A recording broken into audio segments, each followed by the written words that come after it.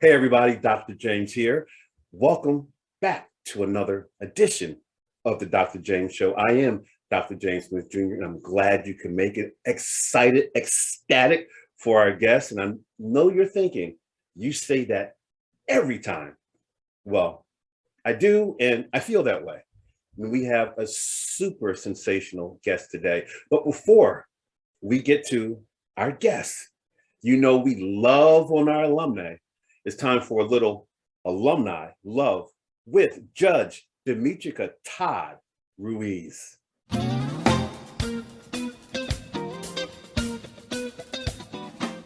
Hi, everyone. It's Dr. James here. We love on our alumnus real hard. And this is Women's History Month. We decided to bring out the judge. So, Judge Demetrica, what's up? Hi! How are you, Dr. Smith? Dr. James? You look amazing. Good to see you. I would have you say that again and again, but yeah. But cut me off. Anyway, it's great to have you. And what's been happening in your life, personal and professional, since the last on the Dr. James Show? Oh, wow. Okay, so I just celebrated my one and only child's 21st birthday. So I had an opportunity to travel to Los Angeles where she was to have her first legal drink at the legal age of 21. legal. So I shared that. And then since Black History Month, last month and this month, Women's History Month, I've been able to get out of the courtroom and off the bench to speak to some youth about history and about what it means being a woman in my profession. I love it. Speaking of women, profession and others, since we are celebrating Women's History Month this month, as well as featuring women who are making a legacy on Dr. James Show, you think of Women's History Month, what comes to mind? Oh, wow. But initially what comes to mind are the many women whose shoulders that I stand on, those that came before me, who toiled that land and who shed that blood so I can just be here and live in my own skin without regrets. So I know that and I recognize that. I'm especially excited that this month we are witnessing history in that of Judge Jackson's nomination and confirmation hearing for the Supreme Court. I mean, I get chills just when I think about it. And not only that, we have the Crown Act in reference to just us being our authentic self. When I say us, you know, pigmented women, anyone with natural hair, just being able to be our authentic self. So that's what I think about when I think about Women's History Month. I love it. What a treat from the judge, our alum. We love our alumni big time. We miss you. We wish you the very best going forward. And thank you for joining us today. Thank you, Dr. James.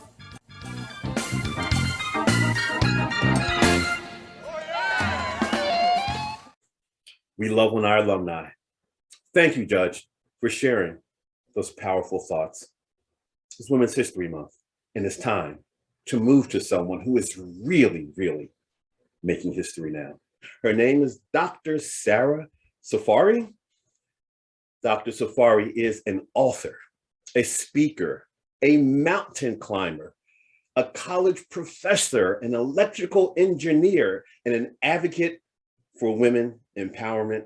She is a special person. I was blessed to meet her last year when I did a session for NSA. Actually, it wasn't last year, it was in January, NSA, Los Angeles. Let's bring our special guest out. Welcome, Dr. Sara Safari. Hi. Wow. You're here. I can't believe it. You're here with your crazy schedule. You found a minute to spend time with us today. So welcome. How are you? Thank you. I'm well. I'm very nervous and excited. In 2 days, I'm flying to Nepal to climb Mount Everest. I have gears all over the house. It's such a mess. I have so much to pack for my 60-day climb. Now let's backtrack just a little bit. In 2 days, you're going to climb the highest summit that exists in the world. Yes. And you're just a little nervous? Just, yeah, a little nervous because I've been training for this day for the past 9 years. So it's 9 years and I have 2 days to pack the whole 9 years into my 2 duffel bags. That is amazing. I remember on August 18th, 2018, I went skydiving. And I could not sleep the night before because I was thinking tomorrow I'm going to die. I'm actually paying to jump out of a plane to die.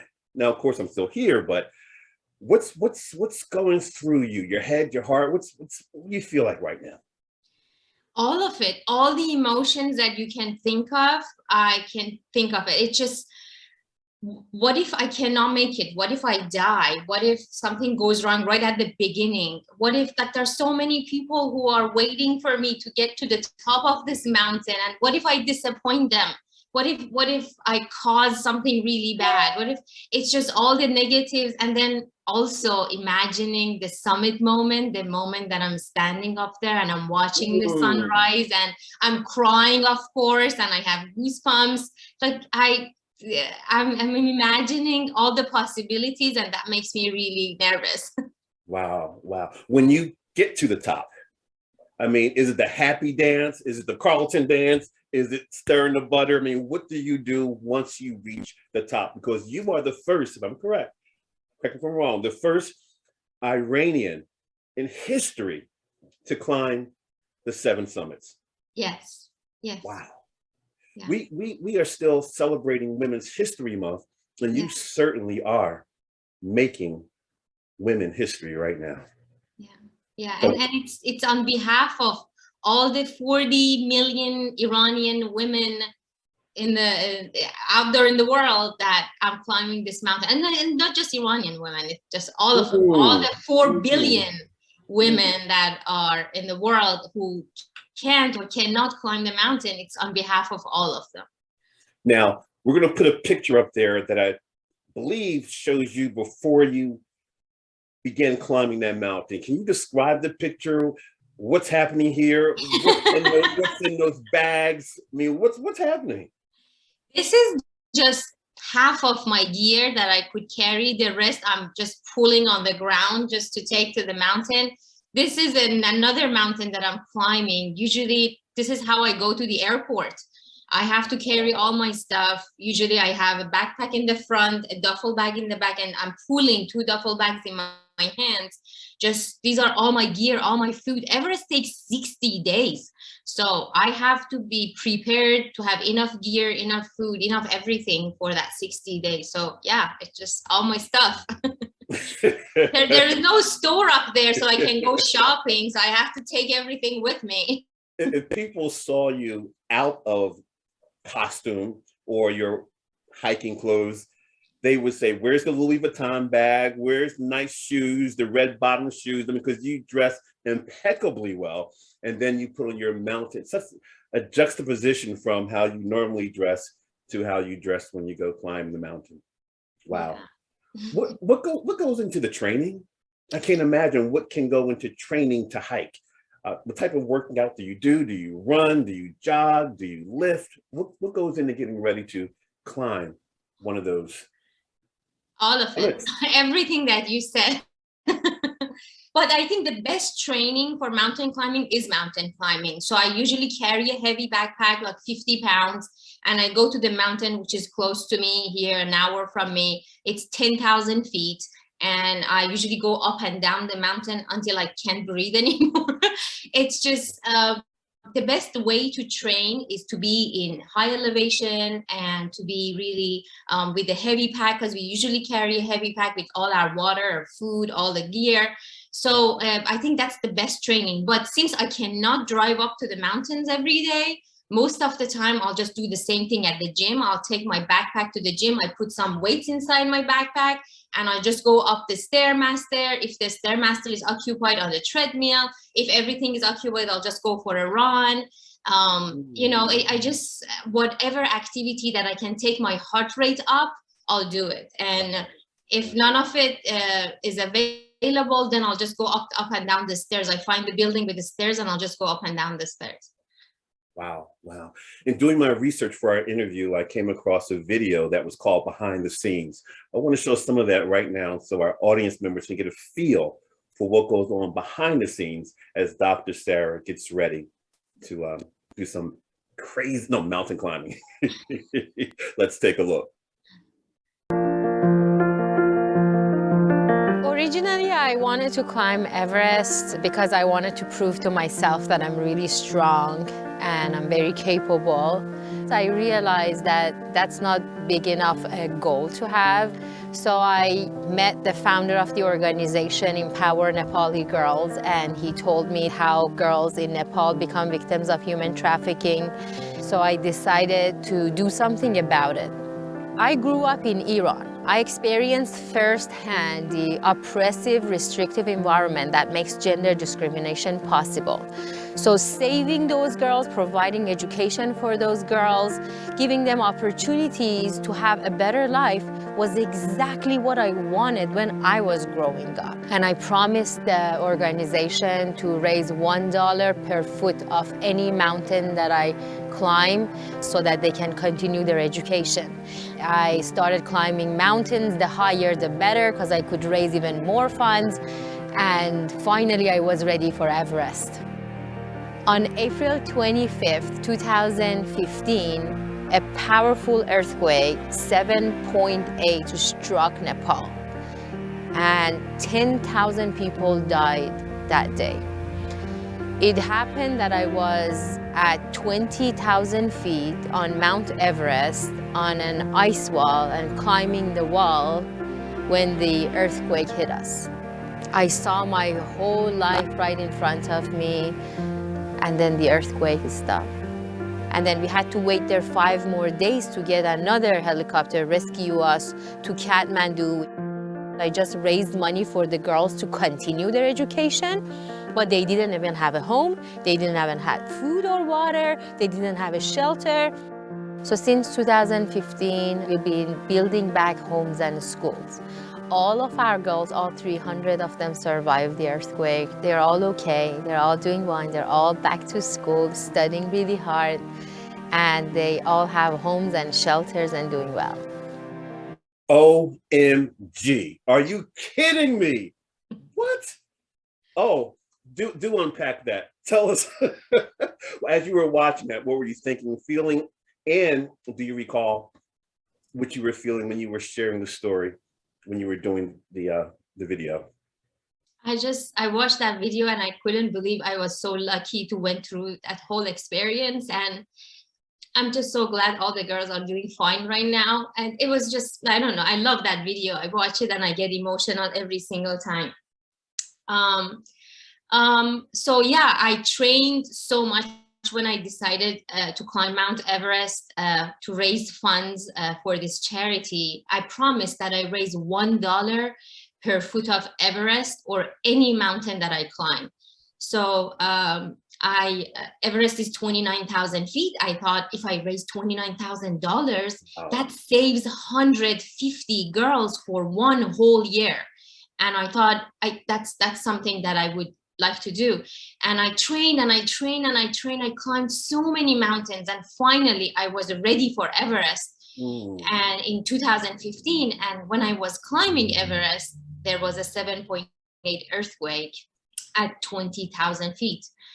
And it was traumatic. It was really scary. I was climbing a wall. I was on a wall when the earthquake. That's crazy. That ladder against a mountain.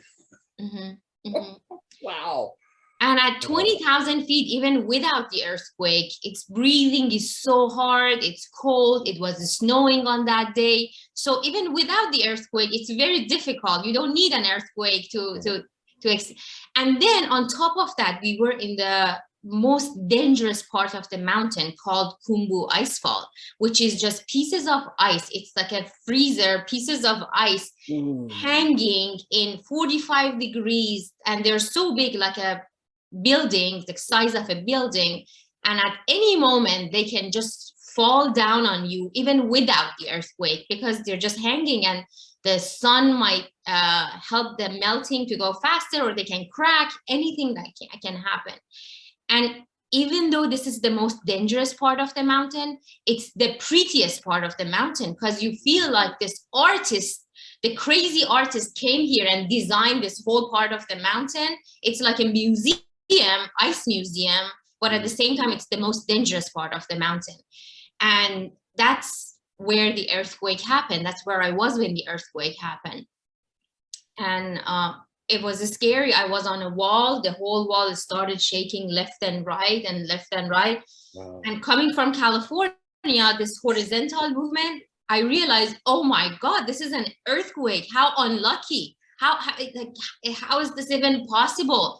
What did I do in my life that I deserve this? And it was just really scary. I couldn't even think. I just had to do everything that came to my mind. I tried to climb up the wall really fast to pass the edge. And I passed the edge, but I couldn't see anything. I couldn't breathe.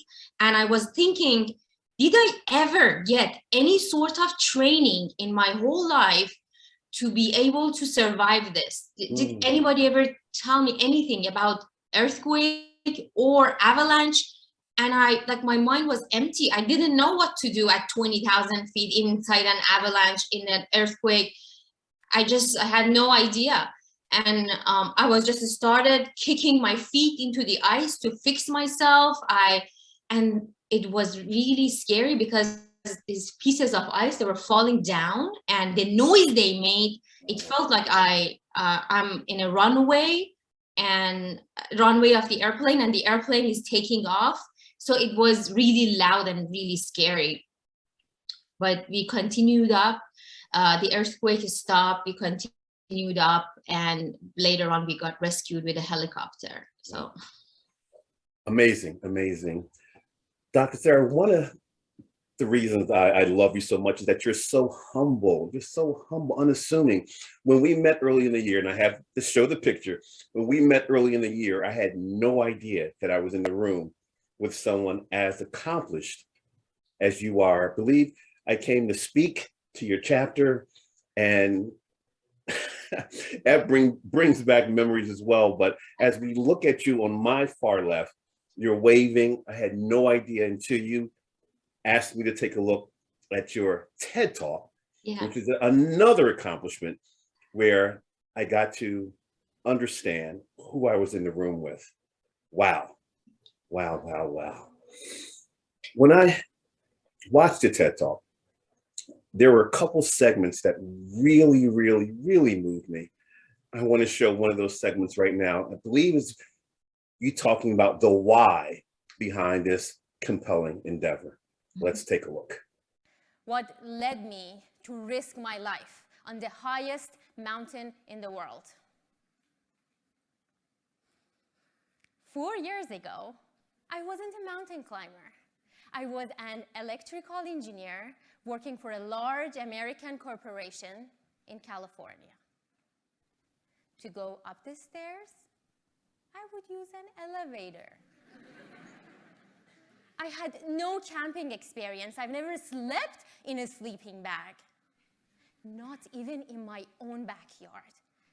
I was scared of spiders crawling inside my sleeping bag. And to give you a better perspective, I hated cold weather. I would wear a heavy jacket at 25 degrees Celsius. Why would a California girl and an engineer decide to climb mountains? What forced me out of my comfort zone? I was in a seminar. The leader of the seminar inspired us to pursue a huge project, something beyond myself and my wildest dreams that I've never imagined, something impossible. My mind blanked out until someone mentioned trekking to Everest Base Camp. Before I knew it, I shouted out, "I'm gonna climb Everest!" People stared at me in disbelief. I couldn't put it back in my mouth without looking like a chicken or a coward. I was so excited, I went home and I Googled how to climb Everest. How to climb Mount Everest. You said you couldn't put it back in your mouth, huh? Yeah, I was excited at that moment. They said something impossible, and the only impossible that I could think of was Everest, because I've never done such a thing. I don't even know anybody in my family or extended family even work out. So, so Wow. it was like the most impossible thing. And I Yeah. see your TED Talk was in Paris. Yeah. Awesome, awesome. Now you mentioned in the first video the charity, raising money for the girls. Are you doing that again this time? Same approach, same charity for the girls, and tell us about the girls and what they mean to you. Yeah. So it took me a long time to find the courage to start my own nonprofit. In the past 8 years that I was climbing different mountains for different charities that are empowering women, I finally decided to do my PhD on leadership and women's empowerment. And when I finally, my dissertation was specifically on Nepali girls, and I went to Nepal last year during COVID, and we did our research in Nepal, and I saw the results and how powerful it is. It made me want to start my own nonprofit organization, which I just received a letter from IRS saying that I'm a 501c3 and I'm in. So it was amazing and really exciting. So now I am planning to provide the same empowerment program workshop that I designed during my PhD program for the Nepali girls. I want to have it for even more girls all over the world. Why just Nepal? I can provide it to all the women that might need it. And this is so important for me because women are half of the population of the earth, and suppressing women means suppressing half of the population of the earth. So we're not going to go anywhere as human beings if half of the population is suppressed. And myself, growing up in Iran, I experienced firsthand the oppressive, restrictive environment that makes gender discrimination possible. And what was that like? What was that like experiencing that? It's what women are second citizens. They don't have the same opportunities, the same really, it's just like, as women, if I wanted to go play soccer, they're like, no, you're a girl, you cannot play soccer. You know, if I want to travel by myself, I have to have permission from the first man in my life, either husband or dad or something. It's just, as a woman, I can't do the things that I really want to do without somebody else's permission. And there's just so much to unpack there. That's another podcast that's a movie. Trust me, I believe your life story is going to be a movie one day. I do. I hope so. There's just so many, this is reflective of so many people's lives, not just in Iran, but all over the world, women who are suppressed. And I'm so lucky that I found the way into the United States, and I get to do some of the things that I want to do. But there are just so many women, and my passion is to provide the opportunities that they don't have, maybe some parts of it for them. It's just saving all these women, providing opportunities for them, teaching them the skills that they never get or learn anywhere. It's my passion because I never got it myself when I needed it. So, and my little sisters, they never learned it because when they needed it. So I want to provide this for women, as many women as I can. That's why I started my own nonprofit, because that's my passion. That's my life. That's why I have this second life. Where I was on the mountain, I was supposed to die, and then I'm alive. So this is my second life. So I'm gonna live my second life for this cause, and it's just a gift. So I'm giving it back. You talk about courage, selflessness, giving of oneself. This story is amazing. More people need to know about Dr. Sara Safari. This is a special woman, very special woman. Let's go to the chat room. It says, why is it important to empower marginalized young women? Why is that important to you? I mean, you've seen it, you've lived it, but now many of us have seen things and have lived experiences, but we don't champion the cause for people who experience the same thing you have. Mm-hmm. Why?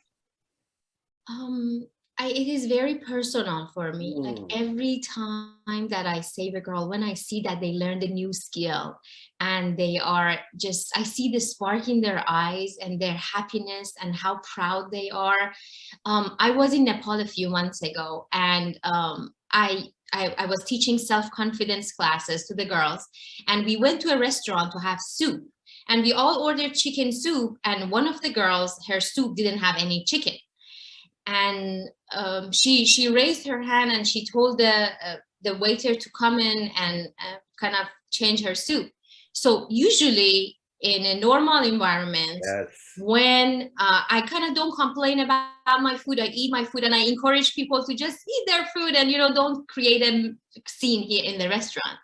And but in Nepal it's different, because the restaurant owner was from a higher caste. Yes. And the girls are from a lower caste. So kind of raising your hand or asking for something from a lower caste, it's not allowed. It's especially a girl to a guy, it's a no-no, and they're not supposed to do that.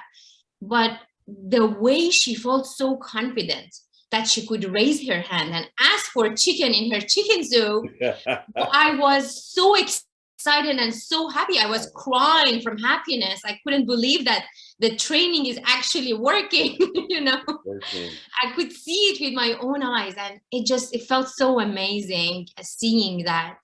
It's so important, you know, for them later they can go get a better job or even get a job later. They can improve their own lives and their families' lives. These girls are from a very poor families, and they don't have much opportunities. Usually in countries like Nepal, the priority is with the boys in the family, and they get the education first, they get the opportunities first. So I really relate to them. I feel like I'm saving myself every time that I do something. I feel like this is just me, my little Sara that I'm saving little by little. Talk about saving Sara. The next clip I want to show as part of the TED Talk that you gave, you do talk about facing death and saving Sara. Let's take a look at this high, intense part from your TED Talk. Let's take a look. So I decided to go alone in the winter. In my solo attempt, in the middle of a cold, windy, snowy night, my water bottle opened up inside my sleeping bag. I ended up with wet sleeping bag, no tent, freezing. I thought this is how people die in the mountain, so I recorded the last moments of my life on my phone. Here is the video. خیلی سردمه. 7 بعد از ظهر، نمیدونم تا صبح چجوری سر بکنم. خیلی سرده. دلم نمیخواد اینجا باشم. خیلی سخته. نمیخوام. خیلی سخته. خیلی سردمه. گرم نمیشم.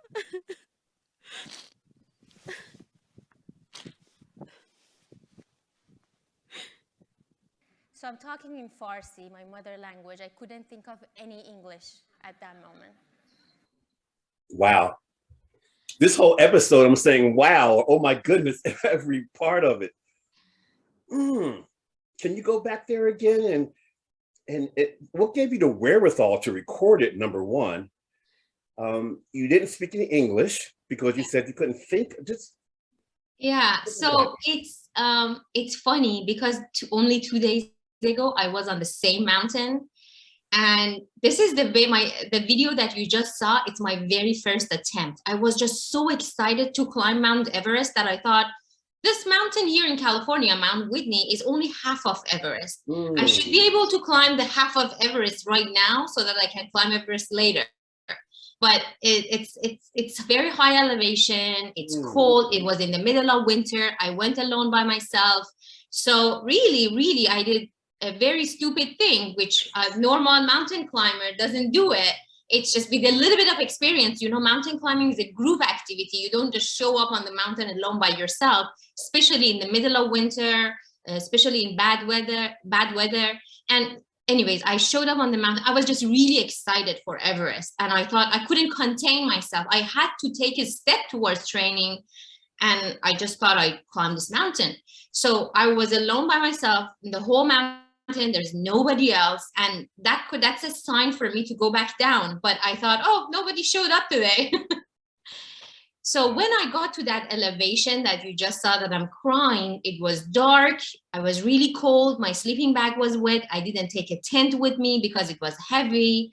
And I was really cold. I thought, this is it. This is my last moment. I'm about to die. I was shivering so badly. And I decided, I thought they're going to find my body in a few days. So I better record my last words. And it's more videos that I'm apologizing to my parents, kind of, saying how much I love them and how sorry I am for doing this. They're kind of telling my sisters they can have all my stuff. It's okay. That's funny. That's funny. But you didn't stop. You went back again and again and again. You are the epitome of someone who lives what they give. Mm-hmm. Were you always like that when you were growing up? Did you always take the lead, adventurous? What was that like, you growing up in Iran? But did you still have that take charge, daredevil spirit? I would say I was always adventurous and I wanted to try new things. I would never give up. Like if my mom told me there's a freeway, you're not supposed to cross the freeway alone by yourself when I was like 6 years old, that was my mission, to cross the freeway alone by myself, to make sure that she knows I can do stuff.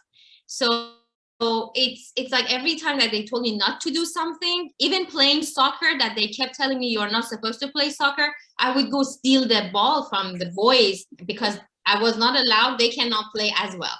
So I would do things that I was not supposed to. And if they told me specifically, you cannot do something, that was my mission. So I remember that much. And that was my rebellion. That was my way of showing myself that, no, I can do this. And I'm lucky that I ended up in the United States, because if I was back in Iran, I was in jail right now. Wow. Now, did someone tell you that you could not become a speaker? Because we have some pictures of you speaking to audiences where you're really doing what you do when you're not mountain climbing, you're not teaching at UCLA. Can you speak to these pictures a little bit? Actually, it's funny because when I was working as an electrical engineer 12 years ago, there was one time that I was supposed to do a presentation in front of my colleagues. And I went to the front and I was shaking so badly and I was so scared. I was looking at the ceiling the whole time, or looking at my shoes the whole time, because I just, and then somehow I ended up becoming a speaker.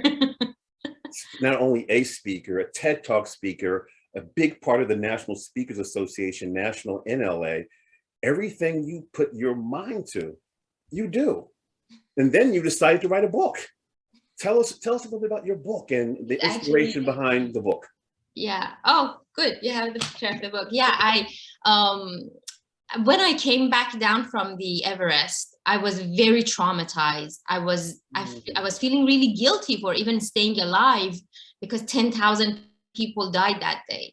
So I just decided to start writing my whole life out, everything that I learned from mountain climbing, all the mountains that I've climbed, writing about my childhood in Iran, all the obstacles, all the challenges, how we moved to the United States with my family, and my challenges here, my culture shock, the earthquake, how I felt during the earthquake, what I saw during the earthquake, all of it, all the stories of Nepali girls, how they are not having access into opportunities, like everything. I wanted to write down everything that was on my heart.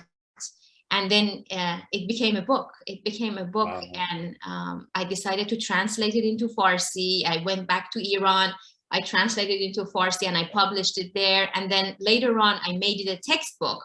I added more chapters to the book that students who are doing women's studies, social studies, psychology, leadership, they can use the book as a part of their textbook series. And it was just, I was never a writer. It's funny because my writing grades was the lowest when I was in the school, but then I had to write. I just to finish this book. And then that's when I felt light again. I felt myself again after publishing the book. And then I said, you know what? I'm going to go back and climb not just Everest again. I'm going to add 6 more mountains to it. I'm going to climb the 7 summits. And I realized there are no other Iranians who have done such a thing. So I thought, oh my God, how come? And then I felt responsible on behalf of all the Iranians. I have to go climb all these 7 mountains on behalf of all of us.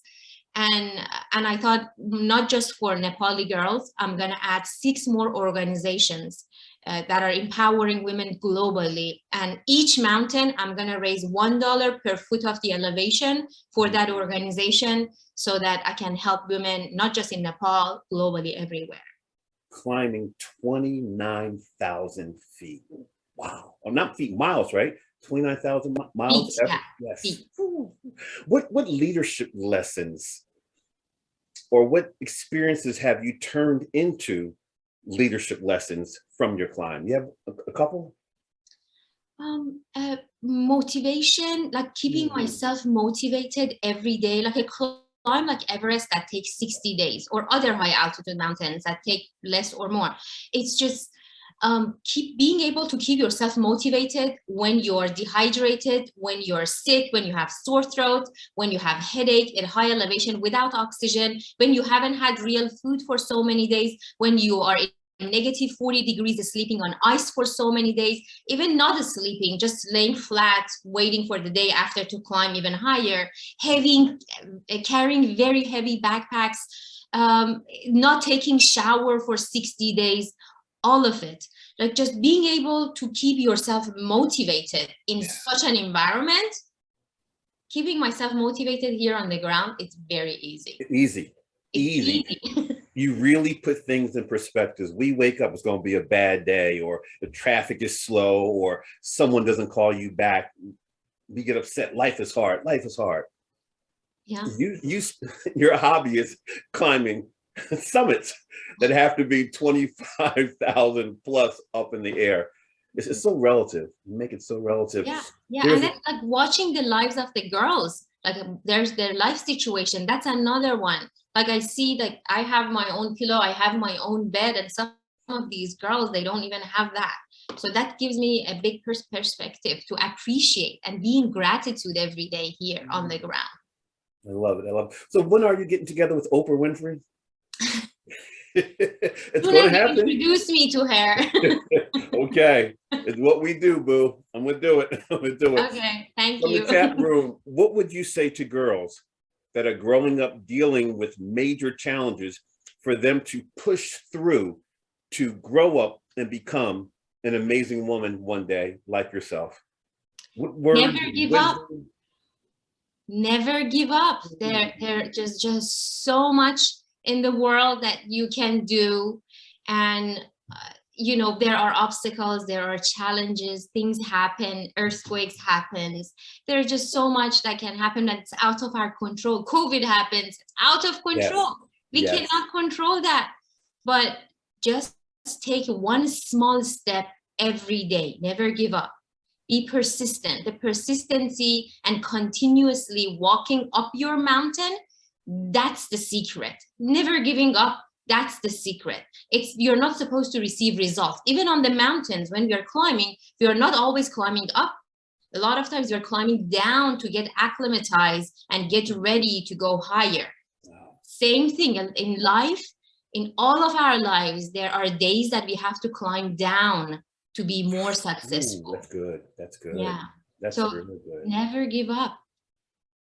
Now, how much content are you able to deliver during your courses at UCLA? Because if I was a student in your class, I would only want to talk about you and your adventures, your mountain climbing adventures. Are you able to make the shift to teach them the curriculum that they came to get? Yeah, we have break times that we talk about my adventures, but a lot of times it's most of the students, I stay the class very focused on the text and the material that we need to cover. But here and there, students, they raise their hand and randomly they ask a question about a climb or something, and I say, well, let's save that for the end of the class, and then we'll do that at the end of the class. But yeah, they are very curious about the journey. They want to learn so much, and I use a lot of my examples of climbing different mountains, being stuck in a storm in a tent for so many days, especially during COVID that people were stuck at home. I use being stuck in a small tent, like an orange tent on a mountain in a storm where I don't have even water or food, and I can't even leave the tent to use the restroom. I mean, by restroom, I mean just out there. Yes. You know, Yes. That's a big restroom.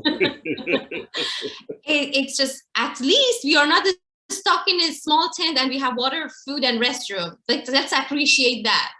And so I use a lot of my mountain experience examples, stories for my students, and they really appreciate it. Yeah. You are truly making legacy. One thing you're doing this time, I think it's a phenomenal idea.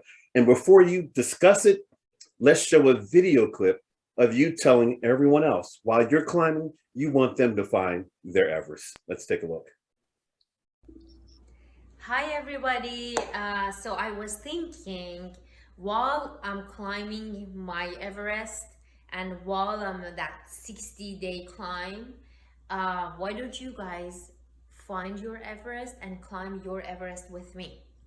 That your Everest could be the next thing that is so important for you. Like, look at different areas of your life, your relationships, your job, your career, your education. Maybe you're going to school, maybe you want to get better grades, maybe you want to work on some of your relationship with your loved ones, maybe you want to be more fit, maybe you want to work on your wellness, maybe you want to eat healthier. Whatever that is, whatever your Everest is for you, I want you to think about it, write it down, and then we're gonna be climbing together for 60 days. Well, I have 36 days to Everest, right?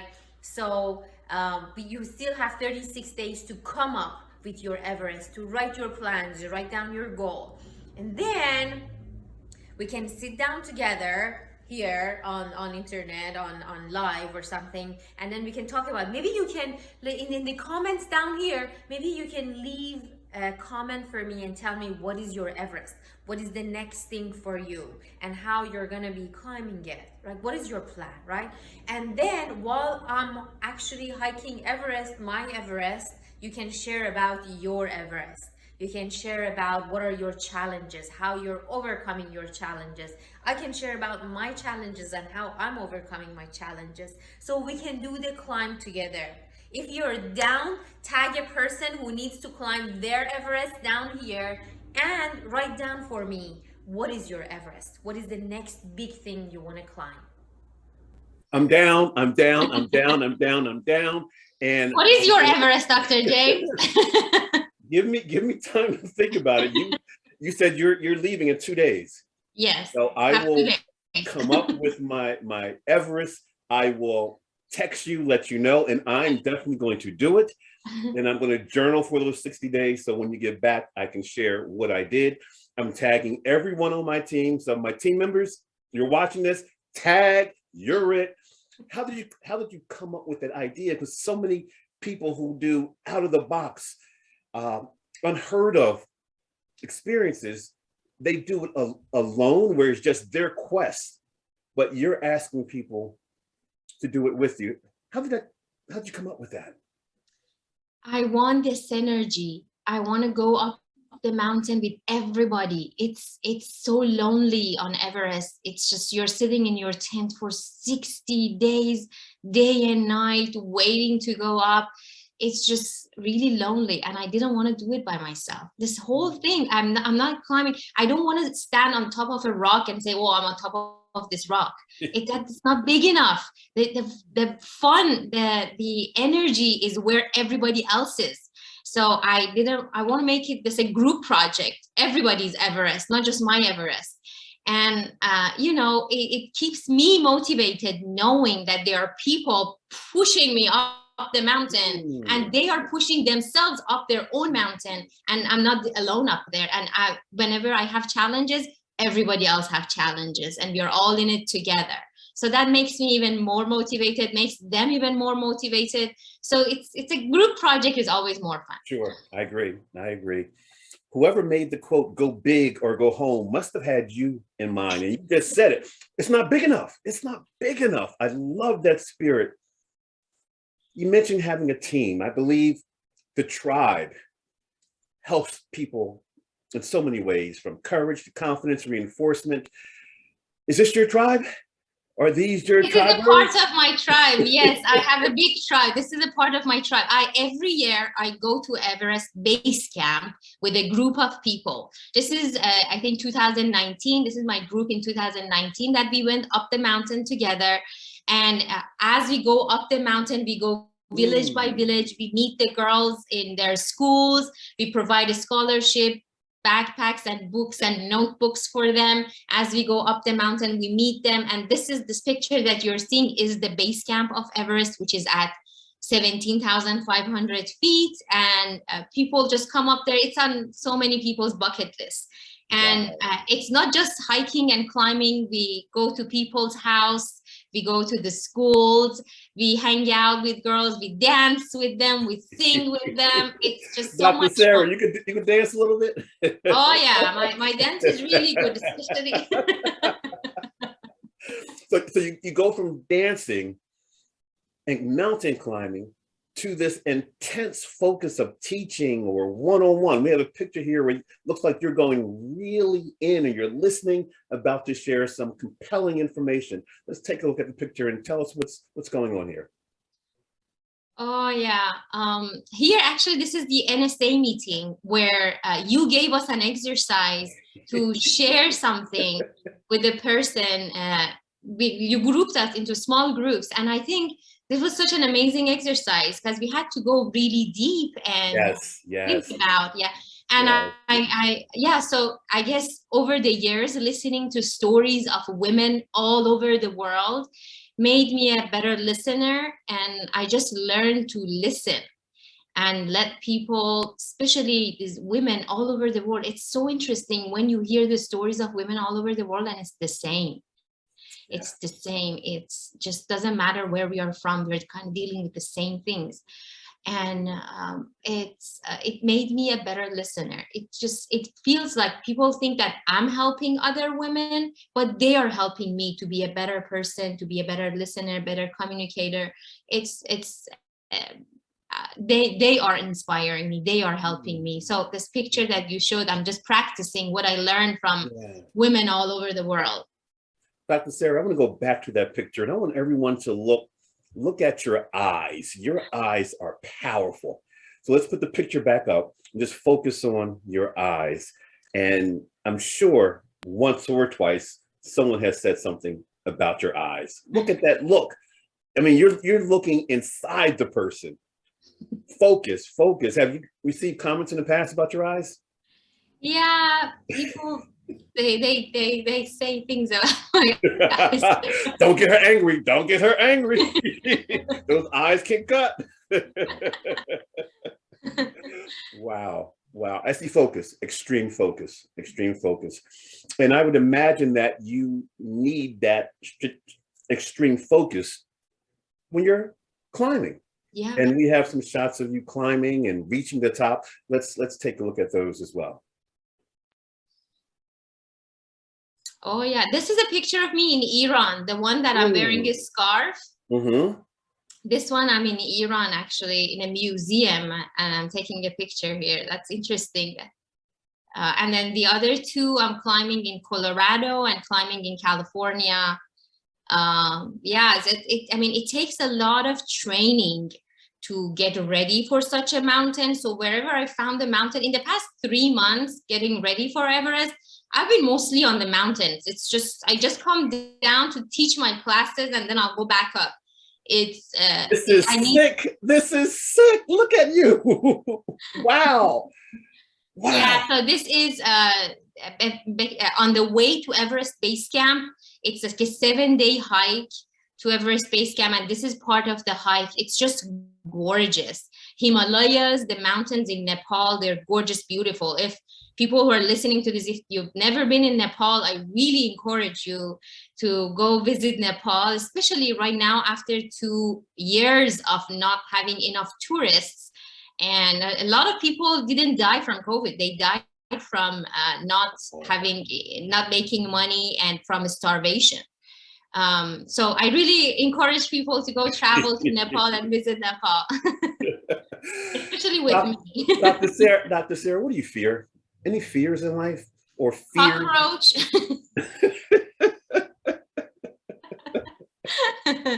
My number one fear is cockroach, but feeling the fear of not leaving a legacy. Mm. And what do you want that legacy to be, in your own words?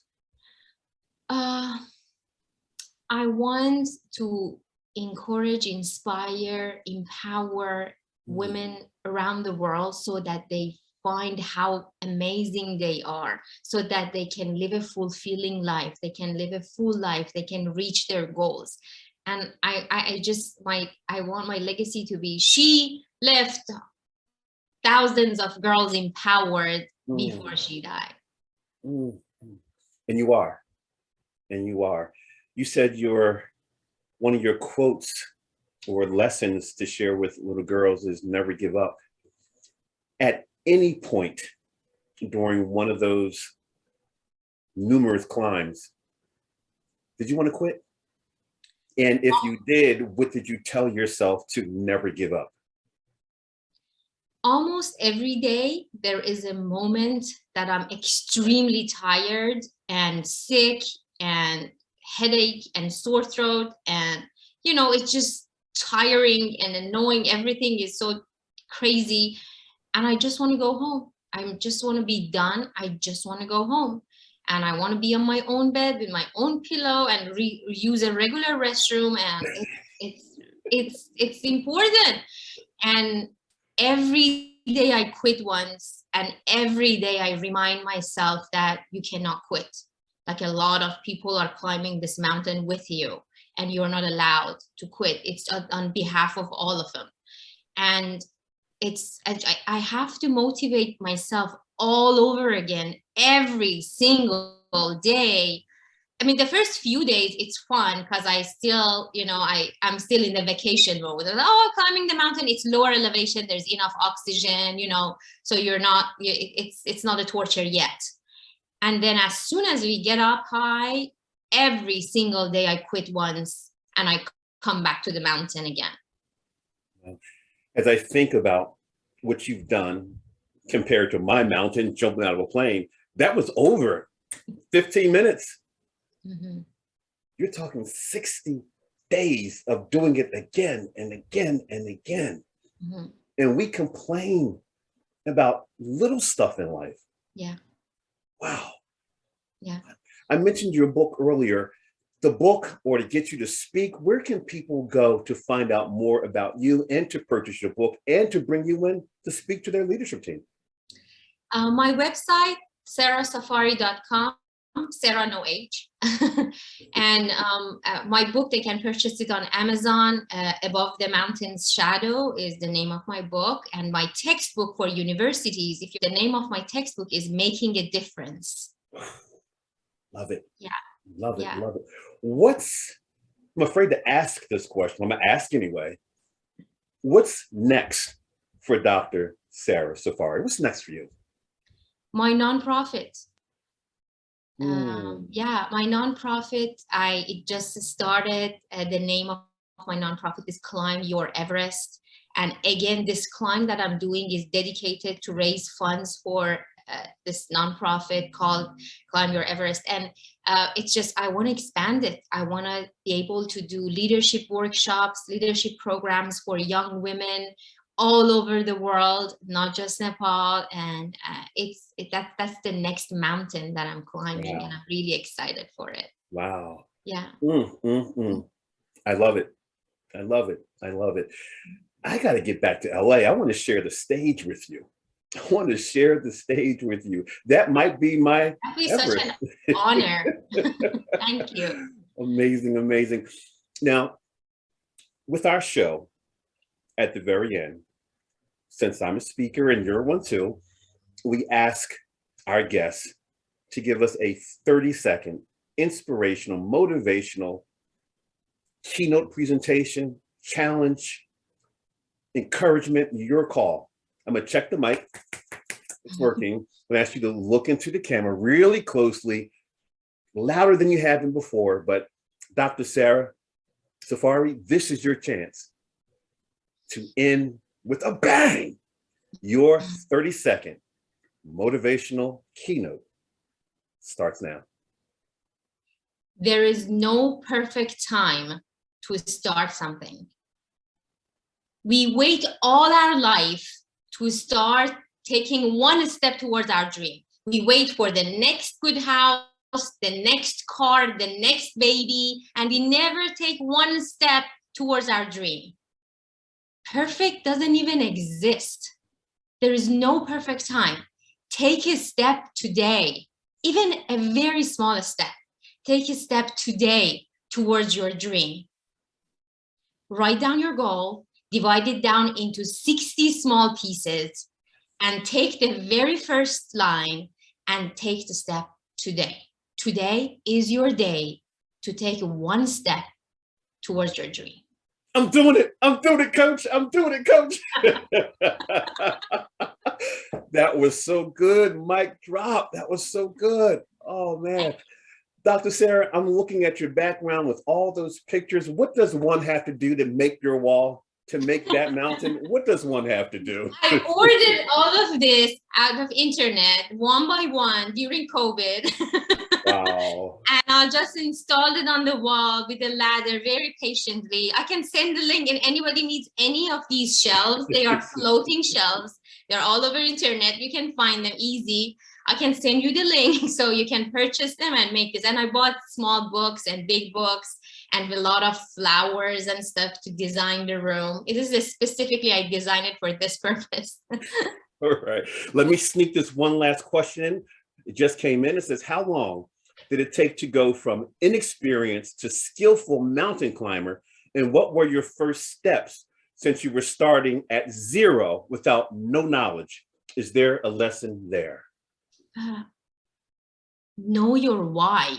Know your why. Know your why you want to climb mountains. If it is just about climbing mountains, it might take 30 years for you to get from zero to Everest. For me, the why was so clear, crystal clear, that I trained myself. I climbed 10 mountains before Everest, and I did it back to back. It was so important for me to get to Everest and do the fundraising for the Nepali girls that I did every training possible to get ready for Everest in 2 years. A lot of people, it takes them 30 years to get to Everest, their Everest. And I think just being very clear on why you want to climb a mountain, why you want to stand on top of Everest. It's 60 days of torture and difficulties and hardship. Why do you want to climb your Everest? Being very clear about that makes it much easier and more clear. Wow. Dr. Sara Safari, we more than thank you for spending time with us, especially 2 days before you do it again. Amazing. I'm going to climb it with you. I encourage you out there watching. Listen to what Dr. Sara said. Join her on that climb of Mount Everest, 60 days. She's going to be out there. We got the easy one to do. We're here. You are phenomenal. Thank you for making the time. We wish you the very best. We'll be thinking about you. We'll be sending our prayers. And for those of you who are watching, wasn't this an awesome way to conclude Women's History Month? 5 great guests, 5 compelling stories. Thank you for joining us. And as I always say, informational, transformational, and guess what? You've just been impacted. We'll see you later. Thank you.